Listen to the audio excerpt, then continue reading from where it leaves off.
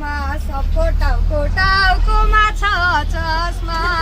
लगाउँदैन कली होला नि बेहोसमा सबको टाउको टाउकोमा छ चस्मा